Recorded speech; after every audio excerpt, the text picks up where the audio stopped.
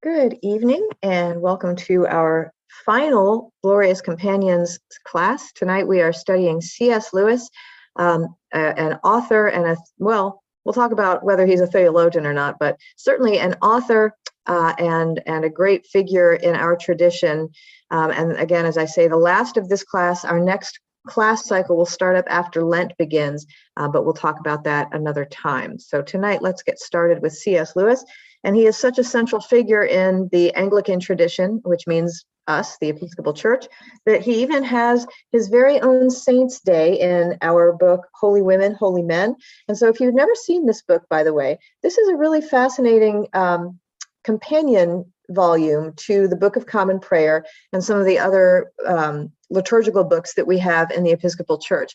It's really neat because on these saints' days, and they're not just the saints that you hear about in the early church, there are a lot of modern people in here too, including C.S. Lewis. In fact, most of the people that we have studied throughout our time in this Glorious Companions class can probably be found right in here. So it goes all the way from the traditional, very early church saints into the 20th, and probably the next edition will have 21st century figures that are, if they're not actual canonized saints, they're people that are very important and key figures in our tradition. So we do have a day for C.S. Lewis, and I believe that it is his birthday, or maybe it is his death day.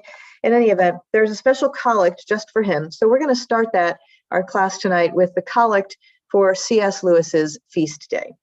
The Lord be with you. Let us pray. O God of searing truth and surpassing beauty, we give you thanks for Clive Staples Lewis, whose sanctified imagination lights fires of faith in young and old alike. Surprise us also with your joy and draw us into that new and abundant life which is ours in Christ Jesus, who lives and reigns with you and the Holy Spirit, one God, now and forever. Amen. All right, so let's get to C.S. Lewis, and he is right here. Let's open our books to C.S. Lewis and move our slide on forward. The quote that I chose to represent this whole class and his sort of theology is, "I believe in Christianity as I believe that the sun has risen, not only because I see it, but because by it I see everything else," which I think is a really lovely way to describe our faith. What he's saying is it's not just that he sees the work and the evidence of God everywhere, but that by God's presence, he's able to see all of the other things that go on in creation. And I think we should ponder that when we're out and about in the world. So it's really very interesting because he was raised in the Anglican tradition, and the book goes over a little bit about his early life and about that he wrestled with perplexing religious questions, but it doesn't come right out and say what the truth is, which is that despite being raised in the Anglican tradition, C.S. Lewis lived most of his young adult life as a self-proclaimed atheist, did not believe, did not really want to believe. And when those stirrings of belief started to rise up in him, he actually did everything he could to quelch them and had lots of conversations with people to no avail to try and stop the floodgates from opening. But he kind of underwent this conversion experience, talked to classmates and other people that were around him, and finally sort of had this religious conversion in his young adulthood. And he says in Mere Christianity, "You must make your choice. Either this man," meaning Jesus, "either this man was and is the Son of God, or else a madman or something worse. You can shut him up as a fool, you can spit at him and kill him as a demon, or you can fall at his feet and call him Lord and God." So he was once he switched all the way, and he was very fervent in his religious passion and his self-knowledge and his self-education about theology. However, his background was all literature, and he really had no formal theological training at all. Despite that, he managed to be one of the great theologians in the Anglican tradition. And as I say here, in his hands, some of the most difficult concepts of Christianity, atonement, the Trinity, God himself, all of these things are very skillfully laid open in ways that almost everyone can understand, whether through classical apologetic writing or, more often for most people, when they think C.S. Lewis, fiction, with the most popular and well-known piece of fiction, of course, being The Lion, the Witch, and the Wardrobe. So I will admit there are times where even in his fictional works, he has he was mostly active in the mid 20th century, despite the fact that he's a 20th century figure. His writing style can be a little bit Victorian in nature, which is to say, he'll start a sentence and the sentence is a paragraph. The whole sentence is just one long paragraph with a couple of and yets or therefores or whatever. So it can be a little much to chew through, but when he gets to the point, he really gets to the point. One of the things I really remember thinking about when I joined the church, I reread the entire Narnia series, Lion, the Witch, and the Wardrobe, going all the way through that huge series of books. In addition to that work of fiction, he wrote the Screw Tape Letters, which is, and we'll talk about those too, and he wrote a science fiction trilogy, which I have read and thought was a little, I didn't really get into it, but the Narnia series is great. And when I joined the church and started learning about Christianity, I had read the Narnia series and seen the animated movie when I was a little kid and did not get the religion part of it at all.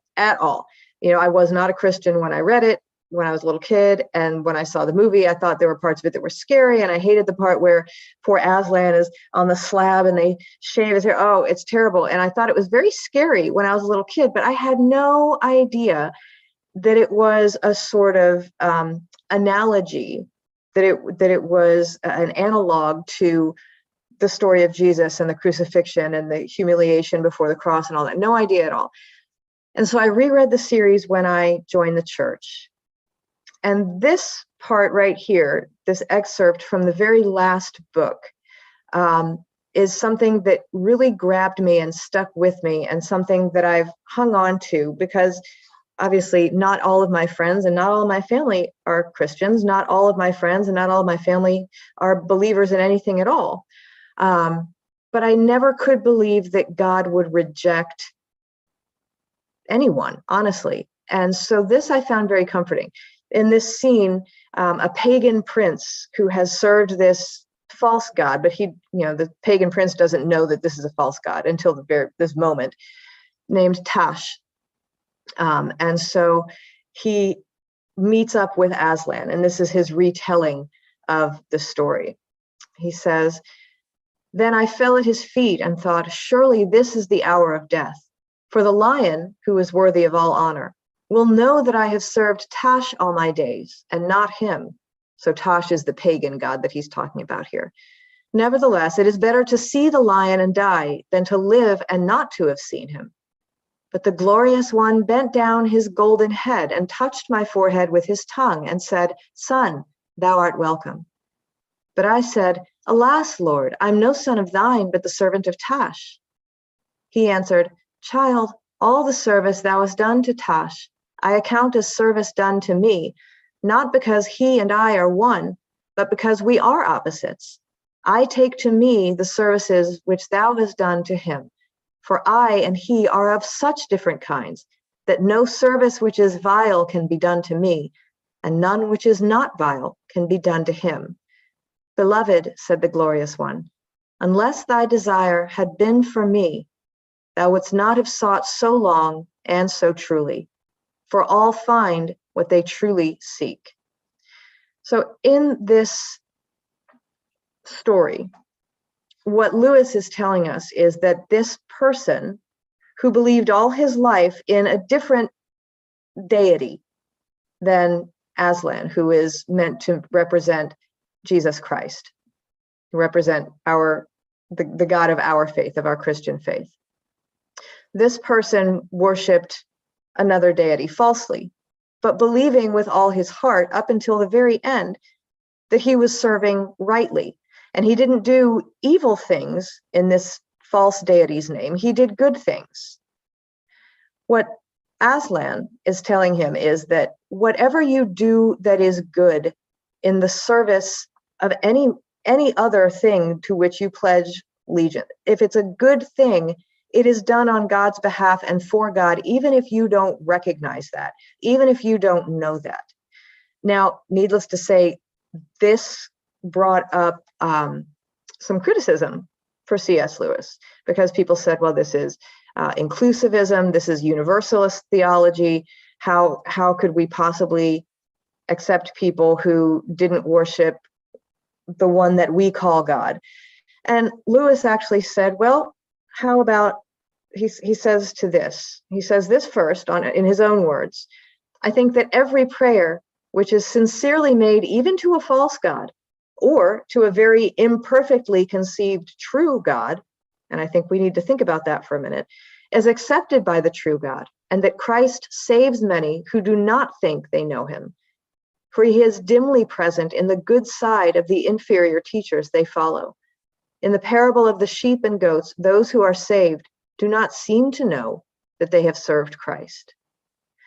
So I think this is a striking statement. Every prayer which is sincerely made even to a false God, or, and this is important for us who do believe in God, but sometimes we don't believe very well, to a very imperfectly conceived true God, is accepted by God, and that Christ saves many who don't even know that they know Christ.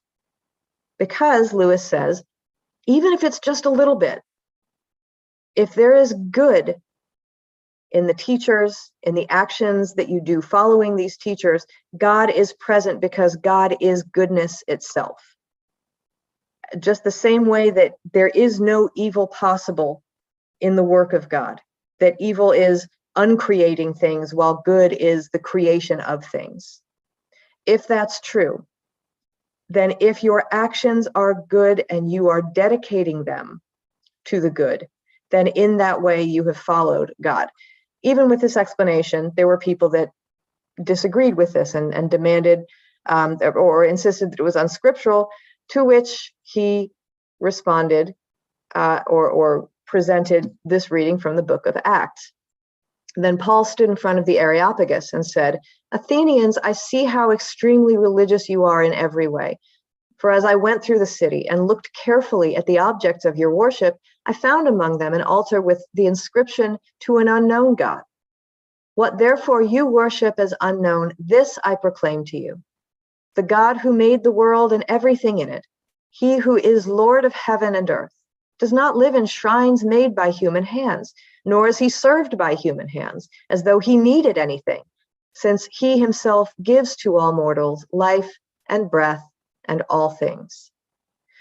So he was able to give some scriptural backup for what could have been and was, and in some ways still is, a kind of controversial standpoint. He was not weak-minded on the need for Jesus Christ or for Christianity. He never would have waffled on that. At the same time, as somebody who believed in the innate goodness and love of the God who created the world and everything in it, all of these good things belong to God, even when we don't know that they belong to God, including people. What do we think about that? Do you think that that's still a controversial statement to hear or to say?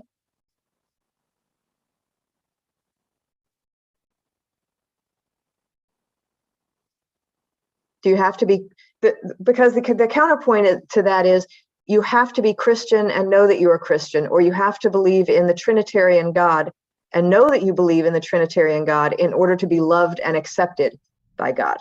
I guess that's the counter position to that.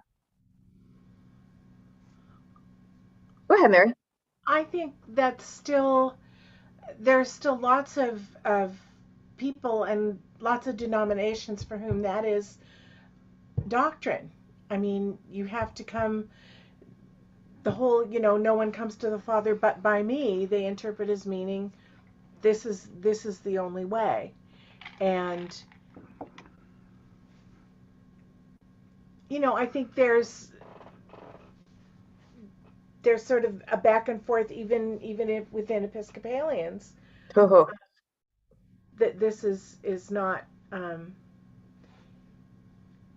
the whole idea of inclusivity is disturbing to a lot of people can be. Hmm. still.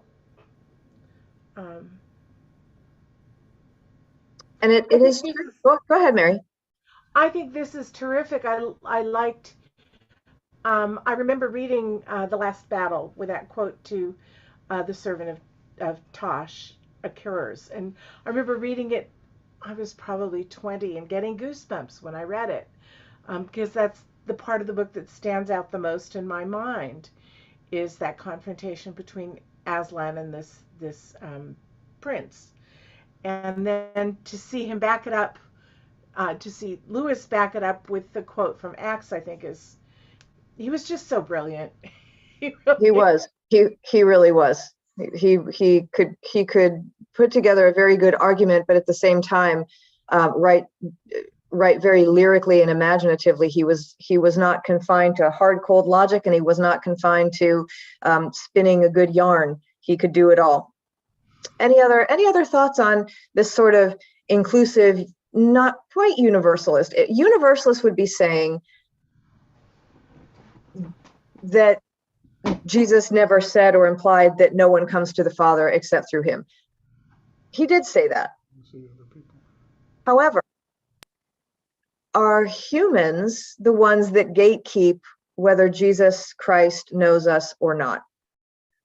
Are we the ones to say, you don't know who God is? You don't know who the Son is? That's the point, I think, part of the point that Lewis is trying to make. It is not up to us to say, you don't know God, or I do and you don't, because there are many people who would claim Christianity and to claim belief in a Trinitarian God, who in fact are not really living into a belief that backs that up. So that's, I think, one of the points that Lewis is trying to make here, is that God, as the creator of all things, is the one that knows our hearts and is able to lead us to himself. Any other thoughts on this before we move on?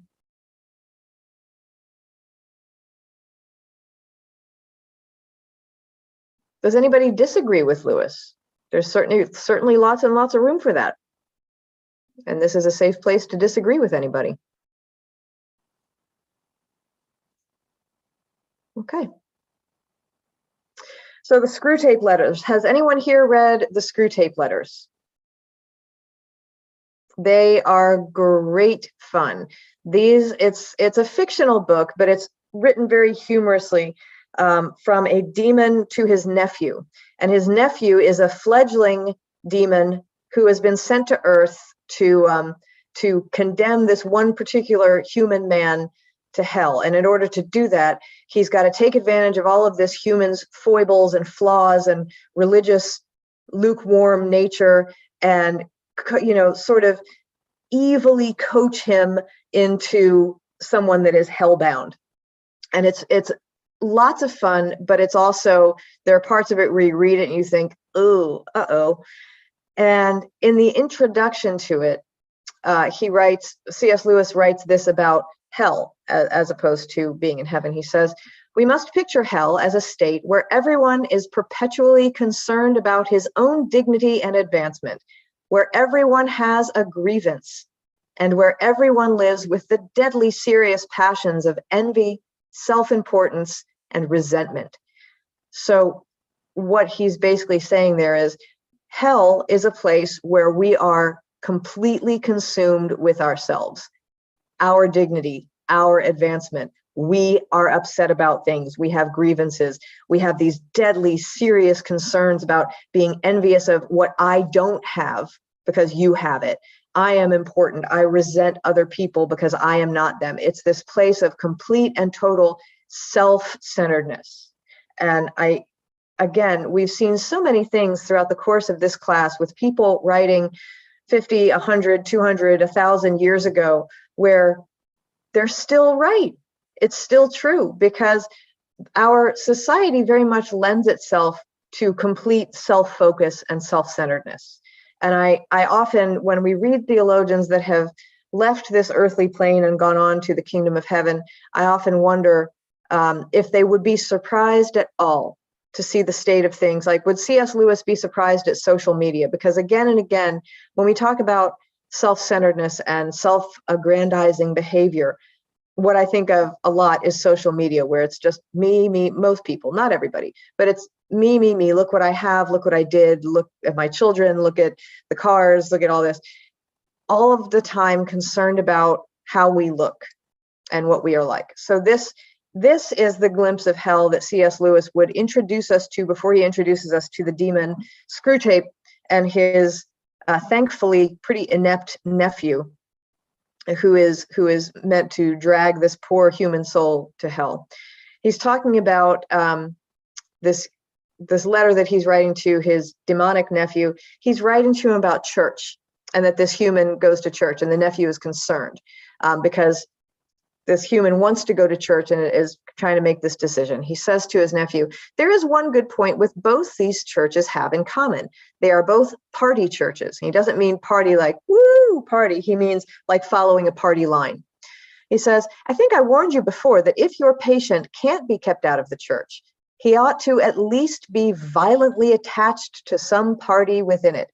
I don't mean on really doctrinal issues. About those, the more lukewarm he is, the better. And it isn't the doctrines on which we chiefly depend for producing malice. The real fun is working up hatred between those who say Mass and those who say Holy Communion, when neither party could possibly state the difference between, say, Hooker's doctrine and Thomas Aquinas in any form which would hold water for 5 minutes. And all the purely indifferent things, candles and clothes and whatnot, are an admirable ground for our activities." Again, let me pull my screen back up so I can see you guys. Again, this is something that I can tell you, having been to many clergy conferences, and in the Episcopal Church, you have everything from, has anyone here seen St. Mary the Virgin in Times Square in New York City? Called Smoky Mary's. It's in Manhattan. And if you walked in, you would think that you were in a European Roman Catholic church, because they have confessional booths still. They have incense at every service. I'm surprised that they don't have Mass in Latin. It is as what you would call high church. Okay, candles, bells, and smells. That's the thing. So in our tradition, in the Episcopal Church, we have everything from that to All Saints, which I think is somewhere kind of in the middle, to churches in our own diocese where you would walk in and think that you were in a Unitarian Universalist meeting hall, everything in between. And I have heard some discussions, I have participated in some discussions where we talk about, why are you calling it Mass? It's not the Mass in the Episcopal Church, it's the Holy Eucharist. It is not the Eucharist, nor is it the Mass, it's the Lord's Supper. Well, it is not the Lord's Supper, it's communion. Now, could most of these people or anyone in their congregations say, excuse me, but what is the difference between calling it the Mass and Holy Eucharist or Holy Communion or the Lord's Supper or whatever? Could we, as the demon writes, state the difference between what Richard Hooker has to say and Thomas Aquinas has to say about the Mass and the Holy Communion and the Eucharist, and make it mean anything to anyone? Possibly, but most of us probably not. And notice that the demon points out about the really important stuff. What do you actually believe to be true about God, about Christ, about what the church does in the world? If he's lukewarm on that, that's great, because we don't want people thinking about the really important things. We want them to start squabbling about, do you have incense at your church or not? We want them to start squabbling about, my choir can beat up your choir. We want them to start talking about, well, Rite 1, we would never do that because it's archaic and we don't like it. And so Rite 2 all the way. And how dare you do that? Rite 1 is the preferred rite of the church. Okay. The more you can argue about things that don't matter, the less you will think about the things that do. And I would argue that that holds true outside of church in addition to at church as well. Let's see, I think there's one more quote from the Screw Tape Letters. No. But I want to pause here and talk about not just party churches, but things in which we are being drawn away from the really important things to squabbling about things that maybe aren't that important, but it keeps us from really focusing on and working on more important things. Can we think of any examples where that might be the case? Where we're drawn away from what's really at hand to little peripheral things that just keep us busy arguing with each other rather than coming together on the important issues. Mary, go ahead. You're on mute. There you go. There was recently a huge hoo-ha in the news about the remaking of the M&M candy figure. Oh, right. Because some of them were given new shoes or something along these lines, and people got very exercised about it. About M&M's characters? The candy? Yeah. Huh. You weren't aware of this? I saw a couple of memes about it, but I didn't really understand. I thought it was a joke. No. Well, one of the characters was given sneakers instead of high heels, which apparently made her less attractive. It's a candy. Which I know. Okay. No, I mean a real candy, a cartoon depiction of a candy. And I'm reading this and thinking there's so much going on right now and we're focusing on stupid stuff. And that's just the stupidest thing I can think of. That's pretty stupid. Yep. Okay. One of the names for the devil, Satan, etc. Satan, which means the accuser, and certainly I believe that the evil one likes to keep us busy accusing each other of things and accusing ourselves of things.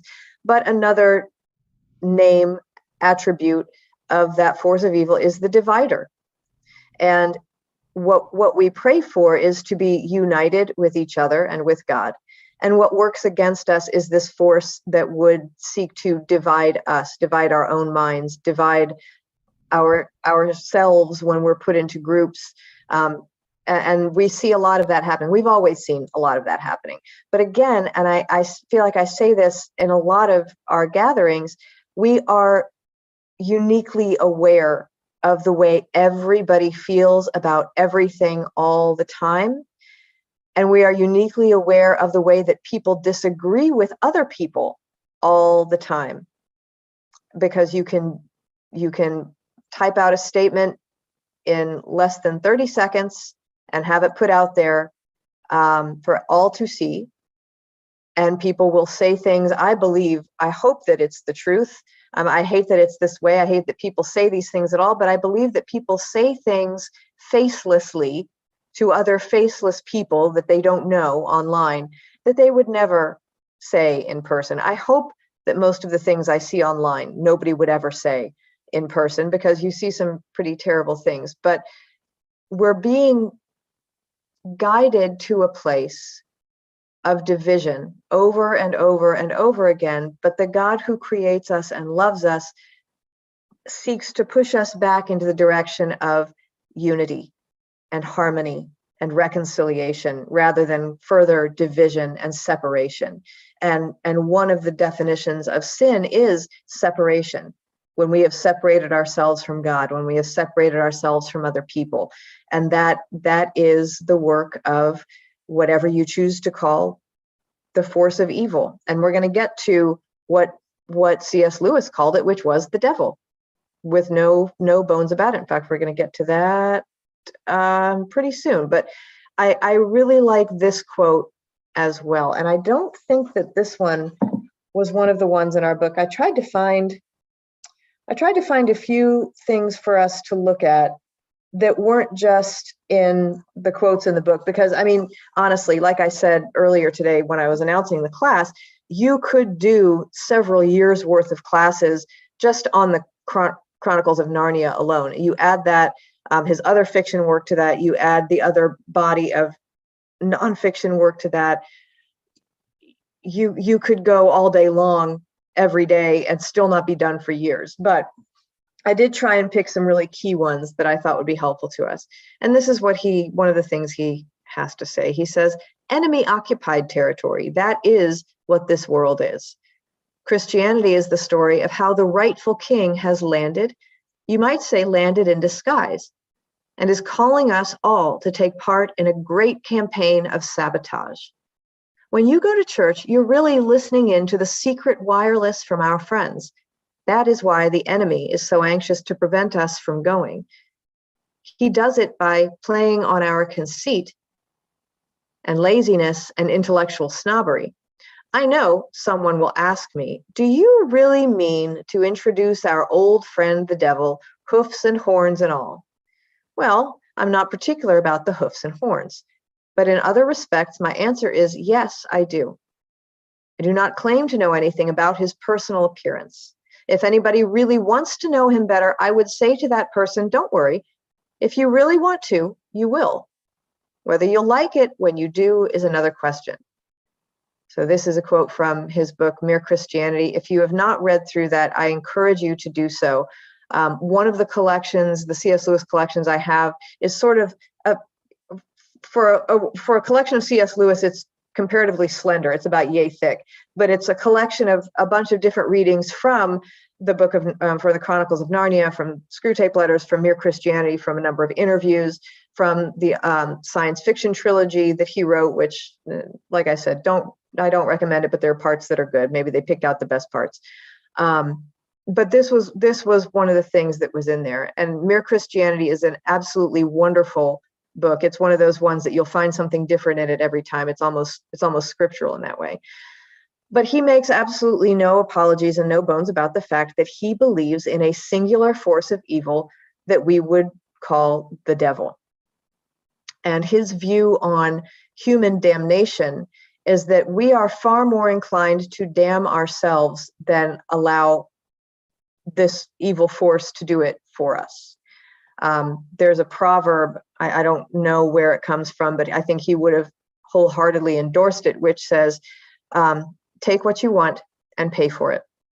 I think C.S. Lewis would have endorsed that proverb pretty heartily, because if you want to create a life where you are divided and separated and angry, you'll probably do that without much help from otherworldly entities. Our work, and he says this in the first part of that quote, is to know that we are in enemy-occupied territory, and to know that our marching orders, I hate to continue the military analogy, but that our orders come from being together in church and listening to that secret wireless from our friends. Okay, here's where we go next. Here's the situation. Here's the people that need healing. Here is what our King has done in the Gospels. Here is the way that God has worked. Now our work is to get back out there, soldiers, and do that same work, and do the work of healing, and do the work of teaching and preaching, despite the fact that the world, the earthly world, can be considered enemy-occupied territory, but we are at work to sabotage that evil. I love that, and I wish that I had known more about that when I was doing youth ministry, because I think that would really appeal to kids of a certain age, to be on this secret mission, but not so secret after all, to continue this work of good in a world that is so anxious, as he says, to prevent us from doing it.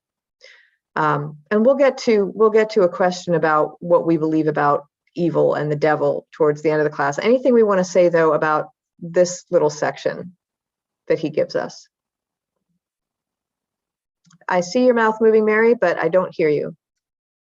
Are you talking to? Okay. Anyone else have anything to say about this? Okay. And then he says this about going to church, and this is in the book. This is, if there is anything in the teaching of the New Testament which is in the nature of a command, it is that you are obliged to take the sacrament, and you can't do it without going to church. I disliked very much their hymns, which I considered to be fifth-rate poems set to sixth-rate music. Ouch. But as I went on, I saw the great merit of it. I came up against different people of quite different outlooks and different education. And then, gradually, my conceit just began peeling off.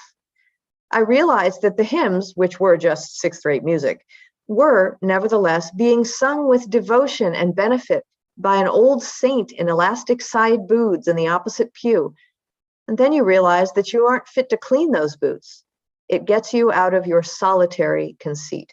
So here he's talking about the need to be in church. And before we talk about our own need to be in church and what we might learn from being in a community that has some variety in it, when he says that there's anything in the teaching of the New Testament which is in the nature of a command, and that that we're obliged to have the sacrament, what does he mean by that?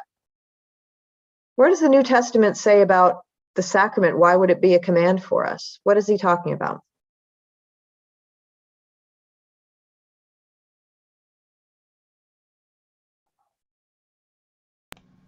There is, of course, the summary of the law.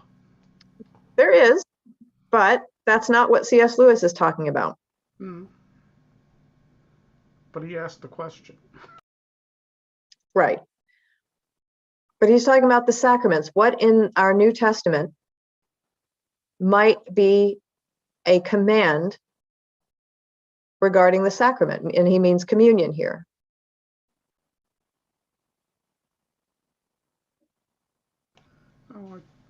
Well, I can think of two. Okay. Make disciples of all nations, baptizing them. But more specifically, this is my body, this is my blood, drink ye all of this. Right. Whenever you do this, do it for the remembrance of me. So on the night before he died, etc. This is the commandment. This is my blood of the new covenant, right? So you cannot do that. You can even do emergency baptisms at home. If you are in a situation where someone has not been baptized, particularly an infant, and you think that they're going to perish before they have a church baptism or something like that, you can do an emergency baptism at home. You cannot do the sacrament at home by yourself. You cannot do it. And that was a very hot topic during the quarantine and the shutdown, and continues to be one for churches that haven't opened back up yet, or churches that are not yet offering communion, because you can't have communion at home by yourself. I can't celebrate the Eucharist all by myself. We've talked about that before too. It's not meant for one person all by themselves. You have to be in a community. That's when you think about the word communion. That's one of the implications. You have to be with other people, even if you don't know them, even if you don't like them. And I don't know if you've heard Michael Curry's story about his parents. Has anyone heard this? Our presiding bishop, Michael Curry. Okay. So when his parents met, his mother was Episcopalian, his father was not. And his mother brought him to church. Mother brought his father to church, and he had never seen an Episcopal service before in the South. And when they gathered together for the Eucharist, the Black people and the white people together came up to the communion rail, and they all received communion with the wafer, and they all drank from the same cup. And the way Michael Curry tells it, he says, by the time they sat down in the pew, his father had said already to his mother, any church that has everybody drinking from the same cup, I'll be a part of it. And his father became an Episcopalian after that. No matter who is around you in that church, you're there with them. You are receiving communion. You are having communion with those people. And he talks about, the old guy in his working man boots. C.S. Lewis was not a working man, just in case you didn't know. He worked, but he was an academic. And so he's kind of giving us this vision of this older guy wearing work boots, singing with all his heart these hymns that C.S. Lewis doesn't like. It's kind of harsh, I think, sixth-rate music with fifth-rate poems, but we won't dwell on that. but he's looking around at all these people that are very different from him, but he knows that they are all headed to the same place, which is the altar rail, and all headed to the same place, which is the kingdom of heaven. He says, you can't just sit there and think you're the center of the world when you're surrounded by all of these different people, and all of you are doing the same thing for the same reason and the same goal in mind. And I think he's dead on there. I thought this quote was very interesting because this is a challenge for people who speak, not just for preachers, but for anyone who wants to talk about Christianity in the modern era. And this was one of the quotes that was in the back of his chapter also. Our business is to present that which is timeless, the same yesterday, today, and tomorrow, in the particular language of our own age. The bad preacher does exactly the opposite. He takes the ideas of our own age and tricks them out in the traditional language of Christianity. And I will tell you, as a former youth director, before I went to seminary, there is no aspect of the church that fails as badly in theology as youth-centered theology, because very much of it does exactly what C.S. Lewis is talking about here. I don't know if any of you, I don't know why any of you would ever have looked at youth ministry materials, but a lot of it is very patronizing, for one thing, and it attempts to take things that are that they think are meaningful to kids and dress them up in Jesus's clothing, but it doesn't work. It never works.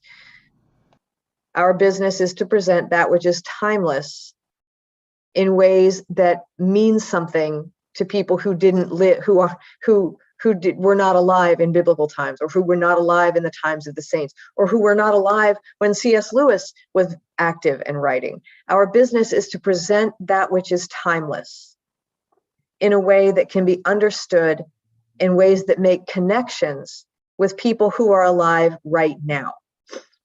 And that can be a challenge when we're talking about religion, whether it's in the form of preaching from the pulpit or just having a conversation with people about God.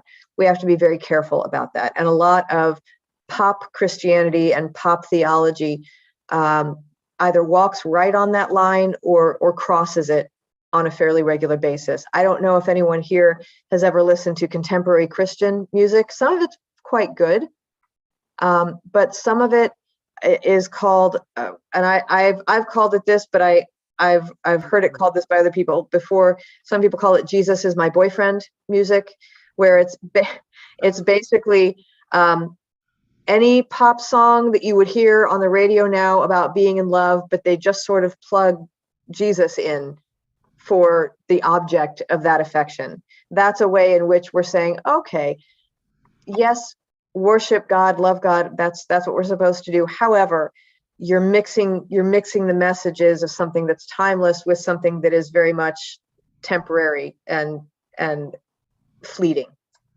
Any thoughts about this?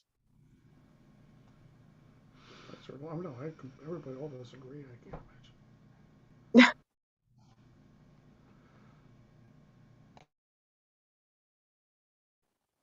Okay. Let's think about these questions. In one of the parts of this book, he's talking about where does he say this? So I didn't copy out the whole quote, but it's one that I wanted to refer to in this question, but I'll read the full quote. It's in the back of the book if you would like to, or not the back of the book, but on page 281 in this copy of it, about God's governance. He says, "We want, in fact, not so much a father in heaven as a grandfather in heaven, a senile benevolence who, as they say, liked to see young people enjoying themselves, and whose plan for the universe was simply that it might be truly said at the end of each day, a good time was had by all. Not many people, I admit, would formulate a theology in precisely those terms, but a conception not very different lurks at the back of many minds. I do not claim to be an exception. I should very much like to live in a universe which was governed on such lines. But since it is abundantly clear that I don't, And since I have reason to believe, nevertheless, that God is love, I conclude that my conception of love needs correction. Our conceptions of love need correction. So the question is, what is the difference? And it's such a wonderful little turn of phrase and so evocative. Let's talk about it. What is the difference between believing in a father in heaven as opposed to a grandfather in heaven? What's the difference between a father in heaven and a grandfather in heaven? I want to hear from Art and Bobby. I want to hear from Brenda. I want to hear from Carol. I want to hear from Todd. I love to hear from David and Mary, but often they do so much of the talking, and I love what they have to say, but I want to hear from, no, it's a good thing. It's a good thing. But I want to hear from some folks who haven't said anything yet. Speak up. Well, I say grandfather doesn't have to do any parenting. Aha. Traditionally, yes. Right. Well, a grandfather has done a lot of parenting. Right, but not with grandchildren. Nowadays, yes. So Brenda, what's the difference? I hear what Todd is saying, and I get what I agree with that. I had grandfathers that loved having grandchildren, but we did not see them as father figures, or even really, I mean, they were authority figures by virtue of the fact that they were old. But well, I know what old is, but we didn't listen to them, and they didn't try and make us. But go ahead, Brenda. What were you going to say? No, I think we respect our grandfathers. Mm-hmm. Sometimes more than our fathers. Okay. And sometimes, and nowadays, of course, grandparents are taking over. But in heaven, they've lived a long life, and they know the difference between good and evil. Hopefully. Okay. So I don't know. Okay. And maybe I don't know. Okay, thank you, Brenda. What do you think, Carol? But the grandparents usually are not the disciplinarians. The grandparents are the ones that you have fun with, and then they send them back to the parents, and the parents are the ones that they have to answer to for what they've done. Yeah, everyone always says it's a lot more, if I'd known grandchildren would be this much fun, I'd have had them first, kind of thing. So what is C.S. Lewis saying then, when we would sometimes rather believe in a grandfather in heaven than a father in heaven? Somebody who's more lenient. Aha. Okay. You have to. Who gives a lot of love. You don't have to justify yourself to your grandfather, but to your father, you probably do. Okay. Mm-hmm. So what we're seeing here is someone that loves you and probably has your best interests at heart, but is not going to discipline you in the same way, and someone to whom you're not as accountable as a parent. Right. Mm-hmm. So when we think of God in those terms, sometimes we wish that maybe God was a little bit more of a grandfather, a sort of, oh, I can't stay mad at you, you little scamp kind of thing, rather than, boy, I told you that you were going to get in trouble, and now I'm going to spank your butt kind of thing. So parent figures tend to have more authority, tend to mete out discipline in ways that grandparents don't. I feel like that's what I'm hearing right now. If it's fun, I'll wait and do it when grandma is watching and not my mom. Right. Okay. Now here's the big question, and we'll tackle it in 10 minutes. Do you believe that the devil is an actual being? What are we taught about any figure called the devil? Does it make a difference whether we believe that there's a devil or not? What do we know about this figure that we would call the devil or Satan or anything? What is scriptural about it? What's non-scriptural about it? Why do we believe that there is this place called hell with a devil, singular, or demons, plural, or the whole setup? Do we believe that that's true? Doesn't it mean adversary? Adversary? That Isn't is, that what the word means? it can mean, it means, Satan? Satan means accuser. It can also mean adversary. We were talking Okay. about earlier, it can mean divider. All of these kind of negative connotations. Where do we see Satan show up in Scripture? Just out of curiosity. Job.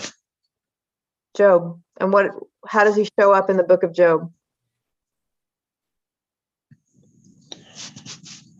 He's kind of a tester, right? He said an accuser. He's kind of like, he's kind of like tearing at the seams of creation like that. To see if it holds up. Do people hold up?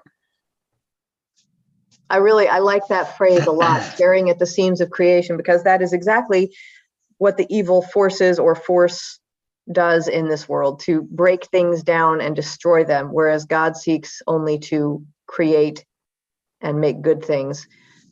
What we would perceive as evil is the one that destroys things and sets things up against each other, the adversary, the accuser, the divider. So thank you for that, Todd. What else do we think about this? Didn't Jesus wrestle with the devil and questions from the devil when he was up on the mountain for 40 days and 40 nights? All throughout the wilderness, the mountain was part of it, but not the only part. Yes, the tempter. In this case, and this is going to be our the first gospel that we read in Lent, at the beginning of Lent, is Satan and the tempter, or I mean Jesus and Satan, the tempter, while Jesus is in the wilderness before he begins his ministry. He's really, really hungry and he hasn't eaten a thing, and Satan, the accuser, the tempter, whatever you want to call him, comes and says, if you're that hungry, you have all the powers of God at your disposal, turn these stones into bread. And Jesus said, it is written that man does not live by bread alone. And Jesus takes him up onto a high place and shows him the entire world spread out and says, I will put you in charge. I will give all of this earthly world to you if you fall down and worship me. And Jesus says, of course, no.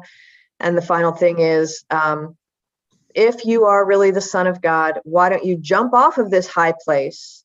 Because the angels will not let you fall and you won't be hurt. And Jesus says, but it is written, do not put the Lord your God to the test. So yeah, he shows up there as well. So those are two instances, and there are some things in Scripture that are canonical Scripture, show up in the work of the prophets, that talk about an angel who is cast down from heaven because this angel wants to storm the powers of heaven and take it over for himself, and is thrown down to earth and is called Lucifer and all this other stuff. That's prophetic writing. We don't really know, who would know, right? But there is most certainly, I believe with all my heart, there is most certainly an entity or a collection of entities that represents these evil attributes that is at work in the earthly world. And I don't know what to make of that. If, as I perhaps questioned you this morning or this noon about Luke's gospel, if Jesus was in the wilderness for so long, and I would assume quite delirious from not having enough water or food, how did the gospel, whichever one it was, report these episodes and the temptations of the devil? Mm-hmm. Who related that information to the writers? I would assume Jesus himself. I mean, I'm sure that you have been on solo experiences and adventures, and you've come back and you said, Bobby, it was the weirdest thing. And you've told her the story, and then maybe Bobby goes and says, you know what happened to Art the other day? I would assume it's something like that. And if it's not the literal truth, then I'm willing to believe also that the experiences of being tempted are universal ones. It's how Jesus faces those temptations, what they were and how he faced them. I think that's more the heart of the story than did it happen in exactly that way and how did the writer of the gospel come to write it down. If it actually happened, then my guess is that that's how they would have found out about it, is that Jesus talks to his disciples about everything. And that might have been something that he related. But the more important facet, I would say, Art, is that here is Jesus Christ, fully man and fully God. Here are the temptations with which he's being presented, and all of us are presented these temptations. Are you going to try and use extraordinary power that you shouldn't use to get what you want? Are you going to bow down to the powers of evil in order to gain worldly power in the here and now? Are you going to put God to the test in order to show off? All of us are surrounded by temptations like that all of the time. This is an example of how they're meant to be responded to, with prayer, with the word of God, and with denial of those temptations. And I think that's the important thing to hang on to when we hear about the temptation of Christ in the wilderness. That's my guess. Has anyone here seen the movie The Usual Suspects? Yeah. It's a great movie, and I don't want to spoil it in case anyone is going to go and see it. It's really a fun movie to watch. And at the end of it, one of the characters says, I don't remember the exact phrasing, but something like the most clever thing the devil ever did was to convince people he didn't exist. Yeah. And I think we're in danger of that. I think we're in danger of fighting purely physical battles and purely human versus human battles, when the war that we need to be waging is not against each other, but against spiritual forces that are infecting our own world. When we see actual evil happening, yes, the human beings that are carrying these things out need to be accountable and held responsible. But what makes people do the things that they do? What makes us do the things that we do? Let's not even think about big evil, because evil, and I forget who said this, but evil is often a very boring thing. It's cutting somebody off in traffic. It's cheating somebody out of the $5 that you owe them. It's dull. It's everyday, boring, monotonous stuff. What makes us do those things? When we behave badly for no reason, when we sin, what causes that? Is it just human nature? I hope not, because we weren't created to be that way. So that's a good segue into what we're going to be learning in our next series of Christian Ed classes, which is, what is sin? Not necessarily, like I say, not necessarily big sin, as Todd just put in the chat, the banality of evil. And I don't remember who said that either, but it's the same person I'm trying to remember in my head. But what is sin, and who is guilty of it? And why are we guilty of it? What makes us do the things we do that we know we shouldn't do? What are those things that we're most common to fall for? That's what we're going to be talking about when Lent starts. So I thank you for joining me and for joining each other on our Glorious Companions. There are still lots of people in here. Maybe after Lent we'll finish it up, because I really wanted to get to Madeline Langle. She's another great Anglican author that we could have had a lot of fun with, and maybe we still will. But in the meantime, as I said during our service today on Wednesday, our Wednesday service, I will not be here next week. I'll be visiting my parents and my sisters in Florida Tuesday and Wednesday and Thursday. So please pray for my safe travel, and pray for my parents, who are both having some gnarly doctor's appointments next week. And I'm glad that I'll be able to be there so I can be with them and get whatever updates there are to be got. But we will not have class next week, and we won't have the Wednesday service. And then the week after that, of course, is Ash Wednesday. So plenty of services that day, but no Christian Ed, because I think with 3 Ash Wednesday services, I'm not going to be in much of a mood to do any teaching on that day. but we will resume that week. And we may do Sundays and Wednesdays going forward because we have a lot to talk about with these classes throughout Lent. But in the meantime, enjoy the rest of your evening. I hope to see you all on Sunday. What do you have there, Brenda? I just want to show you, I have a video. Oh yeah, that was the one that came Yeah. out. I want to say it wasn't a few years ago. It was what, 2005, 6, something like that. And It was a great. I forgot I had it. So if Oh. anyone wants to borrow it. It's a great movie. They did a very good job with that. Right. So thank you for that. And I remember when I read that book when I was little, I wanted to try Turkish delight more than anything in the world, because in the beginning of Lion, the Witch, and the Wardrobe, the queen, the evil queen, is just feeding, what is it, Edmund, that eats all the Turkish delight candy, and it just sounded so wonderful. And I didn't know it was a real thing. And I saw a box of it in a candy store and pestered and pestered and pestered, and my mother bought it. It's awful. It's like jelly covered in powdered sugar. It is absolutely, maybe she had a better kind than what I tried, but the White Witch, that's the evil queen's name. But I remember just being absolutely hot to try this Turkish delight. And then when I finally tried it, I thought, well, he was out of his mind. First of all, he should have stuck with Aslan all along, but to be suckered in by candy that's this bad, what a fool.